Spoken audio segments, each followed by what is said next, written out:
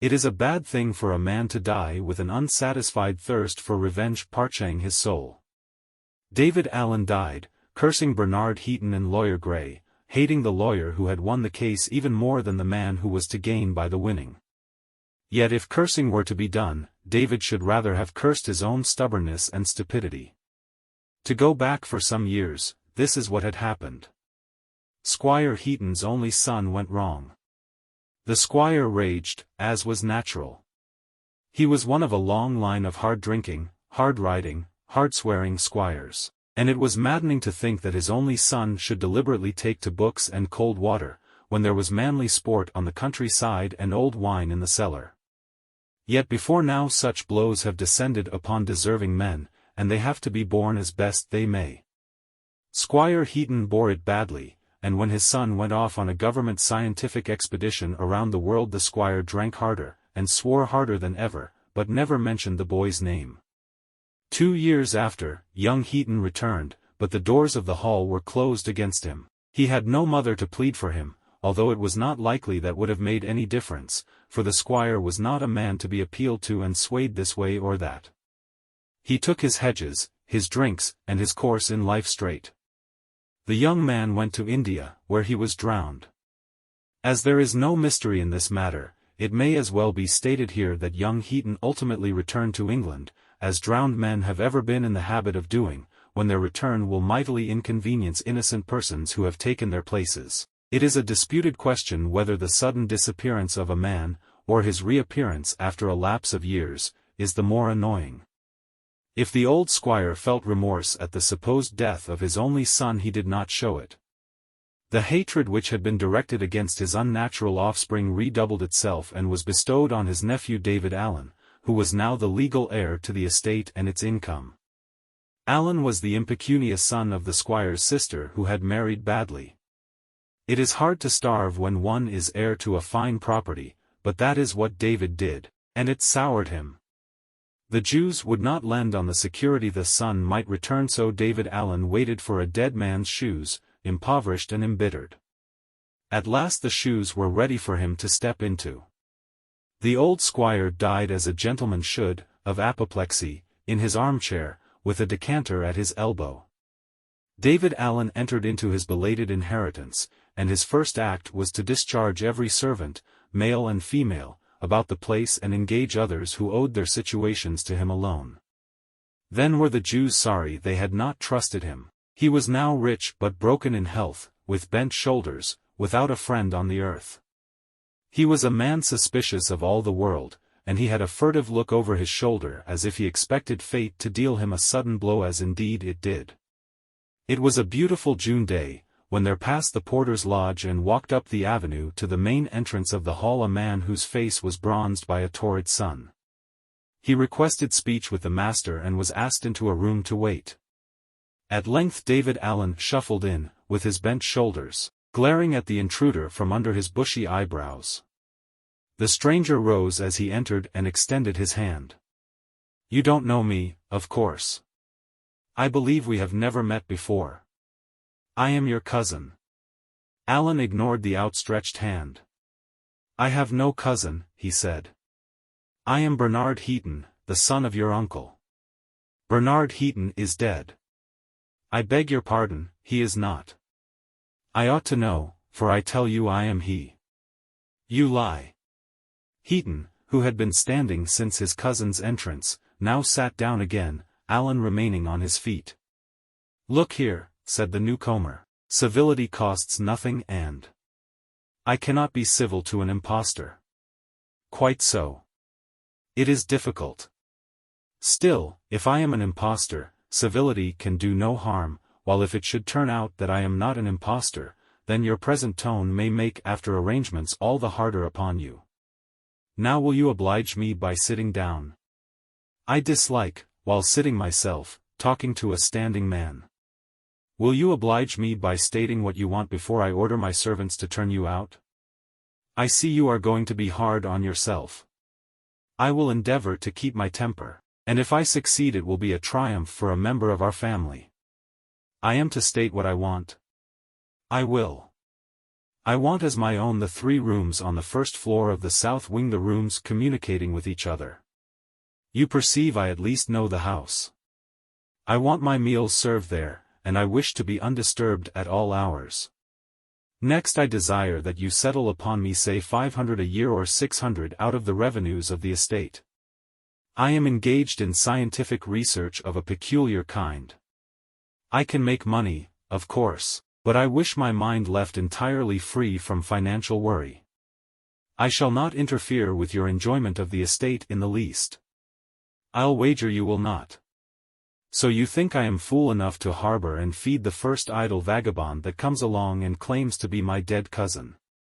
Go to the courts with your story and be imprisoned as similar perjurers have been. Of course I don't expect you to take my word for it. If you were any judge of human nature you would see I am not a vagabond. Still that's neither here nor there. Choose 3 of your own friends. I will lay my proofs before them and abide by their decision.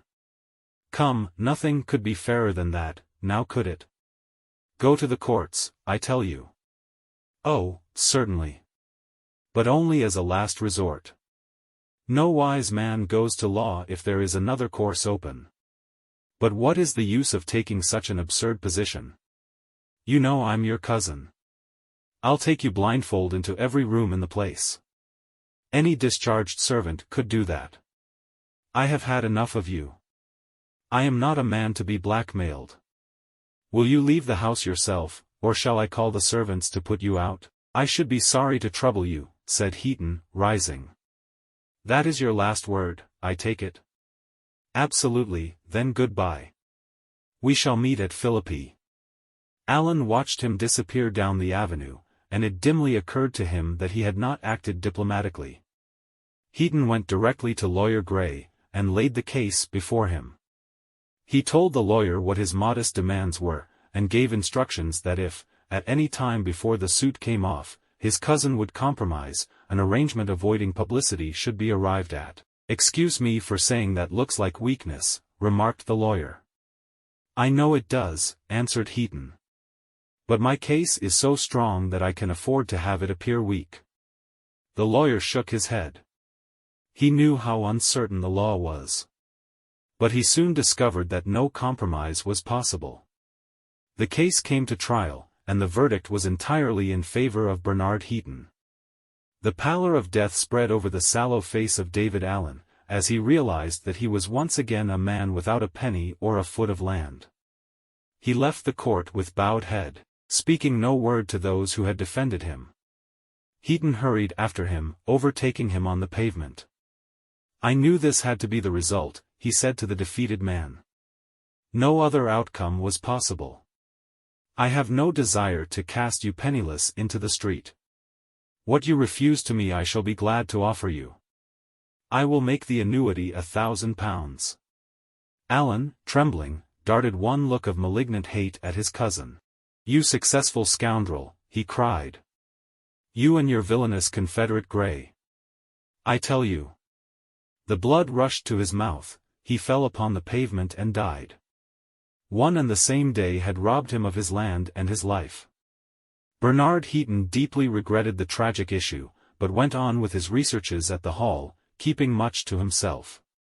Lawyer Gray, who had won renown by his conduct of the celebrated case, was almost his only friend.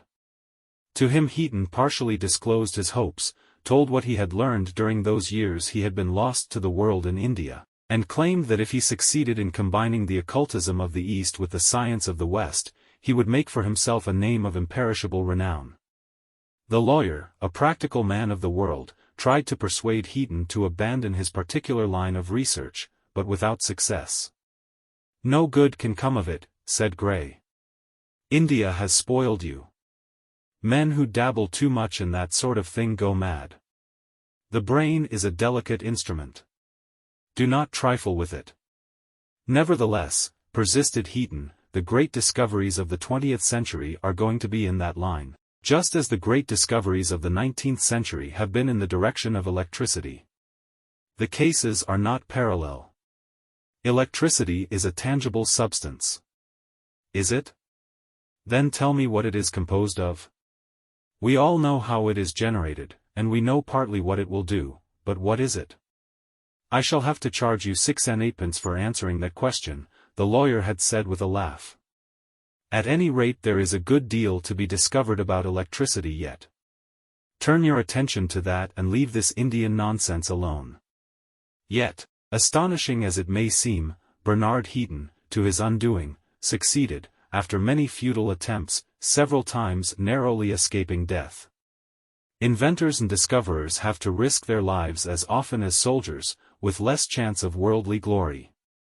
First his invisible excursions were confined to the house and his own grounds, then he went further afield, and to his intense astonishment one day he met the spirit of the man who hated him. "Ah," said David Allen, "you did not live long to enjoy your ill-gotten gains. You are as wrong in this sphere of existence as you were in the other." "I am not dead." "Then why are you here and in this shape?" "I suppose there is no harm in telling you. What I wanted to discover, at the time you would not give me a hearing, was how to separate the spirit from its servant, the body that is, temporarily and not finally. My body is at this moment lying apparently asleep in a locked room in my house, one of the rooms I begged from you. In an hour or two I shall return and take possession of it." "And how do you take possession of it and quit it?" Heaton, pleased to notice the absence of that rancor which had formerly been Allen's most prominent characteristic, and feeling that any information given to a disembodied spirit was safe as far as the world was concerned, launched out on the subject that possessed his whole mind. "It is very interesting," said Allen, when he had finished. And so they parted. David Allen at once proceeded to the hall, which he had not seen since the day he left it to attend the trial. He passed quickly through the familiar apartments until he entered the locked room on the first floor of the south wing. There on the bed lay the body of Heaton, most of the color gone from the face, but breathing regularly, if almost imperceptibly, like a mechanical wax figure. If a watcher had been in the room, he would have seen the color slowly return to the face and the sleeper gradually awaken, at last rising from the bed. Allen, in the body of Heaton, at first felt very uncomfortable, as a man does who puts on an ill-fitting suit of clothes. The limitations caused by the wearing of a body also discommoded him. He looked carefully around the room. It was plainly furnished. A desk in the corner he found contained the MS of a book prepared for the printer, all executed with the neat accuracy of a scientific man. Above the desk, pasted against the wall, was a sheet of paper headed, "What to do if I am found here apparently dead." Underneath were plainly written instructions. It was evident that Heaton had taken no one into his confidence. "It is well if you go in for revenge to make it as complete as possible." Allen gathered up the MS, placed it in the grate, and set a match to it. Thus he at once destroyed his enemy's chances of posthumous renown, and also removed evidence that might, in certain contingencies, prove Heaton's insanity. Unlocking the door, he proceeded down the stairs, where he met a servant who told him luncheon was ready. He noticed that the servant was one whom he had discharged, so he came to the conclusion that Heaton had taken back all the old retainers who had applied to him when the result of the trial became public. Before lunch was over he saw that some of his own servants were also there still. "Send the gamekeeper to me," said Allen to the servant. Brown came in, who had been on the estate for 20 years continuously, with the exception of the few months after Allen had packed him off. "What pistols have I, Brown?" "Well, sir, there's the old squire's dueling pistols, rather out of date, sir, then your own pair and that American revolver." "Is the revolver in working order?" "Oh yes, sir." "Then bring it to me and some cartridges." When Brown returned with the revolver his master took it and examined it. "Be careful, sir," said Brown, anxiously. "You know it's a self-cocker, sir." "A what?" "A self-cocking revolver, sir," trying to repress his astonishment at the question his master asked about a weapon with which he should have been familiar. "Show me what you mean," said Allen, handing back the revolver. Brown explained that the mere pulling of the trigger fired the weapon. "Now shoot at the end window, never mind the glass. Don't stand gaping at me, do as I tell you." Brown fired the revolver, and a diamond pane snapped out of the window. How many times will that shoot without reloading? 7 times, sir. Very good. Put in a cartridge for the one you fired and leave the revolver with me. Find out when there is a train to town, and let me know. It will be remembered that the dining room incident was used at the trial, but without effect, as going to show that Bernard Heaton was insane. Brown also testified that there was something queer about his master that day. David Allen found all the money he needed in the pockets of Bernard Heaton. He caught his train, and took a cab from the station directly to the law offices of Messrs. Gray, Leeson and Gray, anxious to catch the lawyer before he left for the day. The clerk sent up word that Mr. Heaton wished to see the senior Mr. Gray for a few moments. Allen was asked to walk up. "You know the way, sir," said the clerk. Allen hesitated. "Announce me, if you please." The clerk, being well trained, showed no surprise, but led the visitor to Mr. Gray's door. "How are you, Heaton?" said the lawyer, cordially. "Take a chair. Where have you been keeping yourself this long time? How are the Indian experiments coming on?" "Admirably, admirably," answered Allen. At the sound of his voice the lawyer looked up quickly, then apparently reassured he said, "You're not looking quite the same. Been keeping yourself too much indoors, I imagine. You ought to quit research and do some shooting this autumn." "I intend to, and I hope then to have your company. I shall be pleased to run down, although I am no great hand at a gun. I want to speak with you a few moments in private. Would you mind locking the door so that we may not be interrupted?" "We are quite safe from interruption here," said the lawyer, as he turned the key in the lock. Then resuming his seat he added, "Nothing serious, I hope?" "It is rather serious." "Do you mind my sitting here?" asked Allen, as he drew up his chair so that he was between Gray and the door, with the table separating them.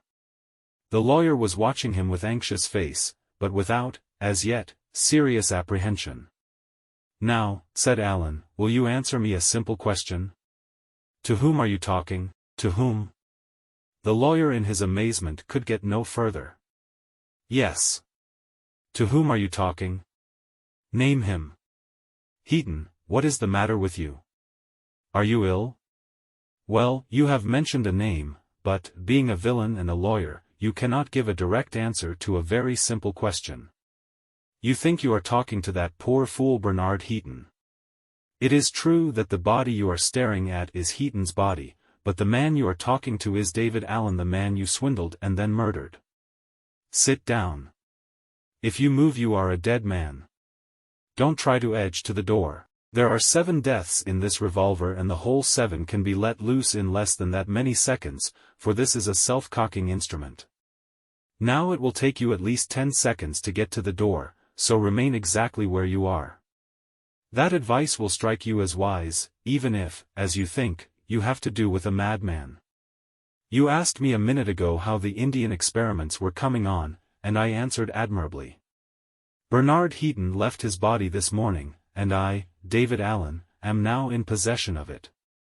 Do you understand? I admit it is a little difficult for the legal mind to grasp such a situation." "Ah, not at all," said Gray, airily. "I comprehend it perfectly. The man I see before me is the spirit, life, soul, whatever you like to call it, of David Allen in the body of my friend Bernard Heaton. The essence of my friend is at this moment fruitlessly searching for his missing body. Perhaps he is in this room now, not knowing how to get out a spiritual writ of ejectment against you." "You show more quickness than I expected of you," said Allen. "Thanks," rejoined Gray, although he said to himself, "Heaton has gone mad. Stark staring mad, as I expected he would. He is armed. The situation is becoming dangerous. I must humor him. Thanks. And now may I ask what you propose to do? You have not come here for legal advice. You never, unluckily for me, were a client of mine." "No. I did not come either to give or take advice. I am here, alone with you. You gave orders that we were not to be disturbed, remember, for the sole purpose of revenging myself on you and on Heaton. Now listen, for the scheme will commend itself to your ingenious mind. I shall murder you in this room. I shall then give myself up. I shall vacate this body in Newgate Prison, and your friend may then resume his tenancy or not as he chooses. He may allow the unoccupied body to die in the cell, or he may take possession of it and be hanged for murder. Do you appreciate the completeness of my vengeance on you both? Do you think your friend will care to put on his body again? It is a nice question, said the lawyer, as he edged his chair imperceptibly along and tried to grope behind himself, unperceived by his visitor, for the electric button, placed against the wall. It is a nice question, and I would like to have time to consider it in all its bearings before I gave an answer. You shall have all the time you care to allow yourself. I am in no hurry, and I wish you to realize your situation as completely as possible. Allow me to say that the electric button is a little to the left and slightly above where you are feeling for it. I merely mention this because I must add, in fairness to you, that the moment you touch it, time ends as far as you are concerned. When you press the ivory button, I fire. The lawyer rested his arms on the table before him, and for the first time a hunted look of alarm came into his eyes, which died out of them when, after a moment or two of intense fear, he regained possession of himself. I would like to ask you a question or two, he said at last. As many as you choose. I am in no hurry, as I said before. I am thankful for your reiteration of that. The first question is then, has a temporary residence in another sphere interfered in any way with your reasoning powers? I think not. Ah, I had hoped that your appreciation of logic might have improved during your let us say absence. You were not very logical, not very amenable to reason, formerly. I know you thought so. I did, so did your own legal adviser, by the way. Well, now let me ask why you are so bitter against me. Why not murder the judge who charged against you, or the jury that unanimously gave a verdict in our favor? I was merely an instrument, as were they. It was your devilish trickiness that won the case. That statement is flattering but untrue. The case was its own best advocate. But you haven't answered the question, why not murder judge and jury? I would gladly do so if I had them in my power. You see, I am perfectly logical. Quite, said the lawyer. I am encouraged to proceed. Now of what did my devilish trickiness rob you? Of my property, and then of my life. I deny both allegations, but will for the sake of the argument admit them for the moment. First, as to your property. It was a possession that might at any moment be jeopardized by the return of Bernard Heaton. By the real Bernard Heaton, yes. Very well then, as you are now repossessed of the property, and as you have the outward semblance of Heaton, your rights cannot be questioned. As far as property is concerned, you are now in an unassailable position where formerly you were in an assailable one. Do you follow me? Perfectly. We come, second, to the question of life. You then occupied a body frail, bent, and diseased, a body which, as events showed, gave way under exceptional excitement. You are now in a body strong and healthy, with apparently a long life before it. You admit the truth of all I have said on these 2 points? I quite admit it.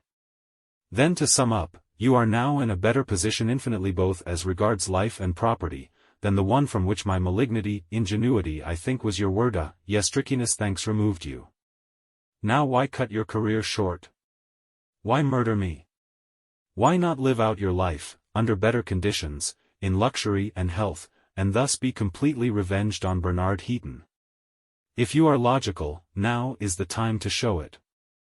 Alan rose slowly, holding the pistol in his right hand. You miserable scoundrel, he cried.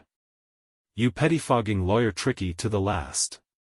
How gladly you would throw over your friend to prolong your own wretched existence. Do you think you are now talking to a biased judge and a susceptible, brainless jury? Revenged on Heaton?